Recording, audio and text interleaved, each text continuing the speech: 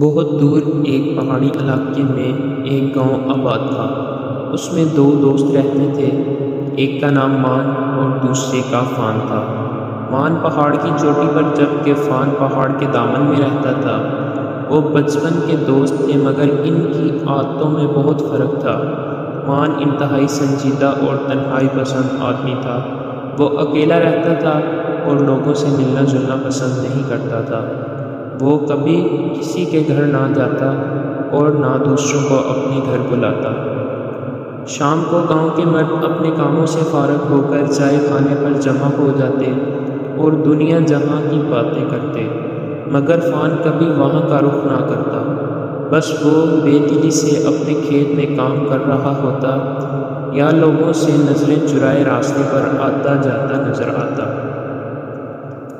اس کے بارے میں مشہور ہو گیا تھا کہ وہ دنیا کا سب سے اداس آدمی ہے۔ اس کے برعکس دوسرا دوست فان جو پہاڑ کے دامن میں رہتا تھا، ایک ہنس مکھ آدمی تھا۔ وہ ہمیشہ خوش باش نظر آتا، لوگوں سے میل جول رکھتا، ان کی تقریبات میں شریک ہوتا اور انہیں اپنی خوشیوں میں شریک کرتا۔ اس نے جب دیکھا کہ مان دن بدن رنجیدہ ہوتا جا رہا ہے، اس نے لوگوں سے ملنا جلنا بالکل بند کر دیا، تو وہ فکر مند ہو گیا اور اس مسئلے کو حل کرنے کے لیے کوئی ترکیب سوچنے لگا۔ کئی دن تک سوچ بچار کے بعد آخر اسے ایک ترکیب سوچ گئی۔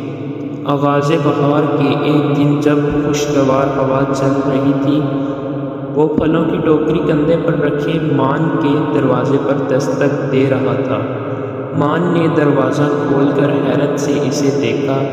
فان نے اسے سلام کیا اور ٹوکری اس کے ہاتھوں میں دیتے ہوئے بولا، تم تو ملنے آتے نہیں، میں نے سوچا میں خود ہی مل آؤں۔ لو یہ میرے باغ کے پھل ہیں۔ مان نے اسے اندر بلا لیا، دونوں بیٹھ گئے۔ فان اس سے ادھر ادھر کی باتیں کرنے لگا، لیکن مان بہت کم بول رہا تھا۔ آخر فان نے پوچھا، کیا تم بیمار ہو؟ نہیں، اس نے اداسی سے کہا۔ پھر تم ایسے رنجیدہ منہ کیوں بنا رکھا ہے؟ چلو بازار کا چکر لگا کر آتے ہیں، سنا ہے سردیوں کے لیے خان بابا کے پاس اچھا کپڑا آیا ہے۔ مان کشاں کشاں اس کے ساتھ چل دیا۔ فان نے اپنے لیے کپڑوں کا ایک جوڑا خریدا اور دوسرا مان کو بھی تحفتاً دلا دیا۔ مان منع کرتا رہا مگر فان نہ مانا۔ پھر دونوں رخصت ہو کر اپنے اپنے گھر چلے گئے۔ چند دن بعد فان پھر جال ہاتھ میں پکڑے جھاڑیوں کو ڈنڈے سے ہلاتا، ادھر ادھر نظریں گھماتا اس کے گھر کی طرف آ نکلا اور زور سے دروازہ بجاتے ہوئے آواز لگائی، مان باہر آؤ، میں نے آج ایک عجیب و غریب پرندہ دیکھا ہے۔ اس کے پر نیلے، جسم سبز اور آنکھیں لال تھیں۔ وہ اسی طرف اڑ کر آیا ہے، آؤ اسے تلاش کرتے ہیں۔ مان لمبی تانے سو رہا تھا۔ وہ سمجھا گاؤں پر کوئی آفت نازل ہو گئی ہے۔ وہ ہڑبڑا کر اٹھا اور پاؤں میں چپل پہنے بغیر گھر سے دوڑتا ہوا باہر نکلا۔ اسے اس حالت میں دیکھ کر فان نے کہکا لگایا۔ اسے ہنستے دیکھ کر مان ناراض ہو کر واپس جانے لگا، لیکن فان نے اس کا ہاتھ مضبوطی سے پکڑ لیا اور یہ کہتے ہوئے چل دیا، اوہ یار، بلا وجہ دل میں سونا جوان آدمی کو زیب نہیں دیتا۔ دونوں قریبی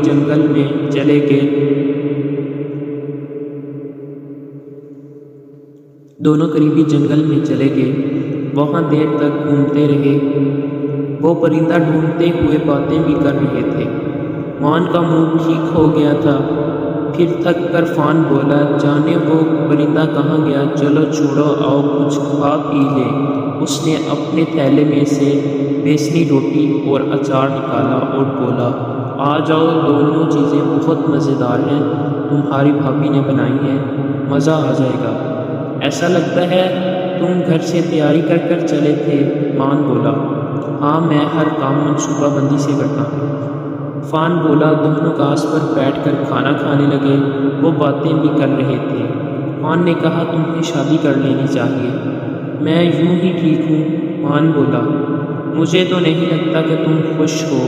فان بولا، مان اس سے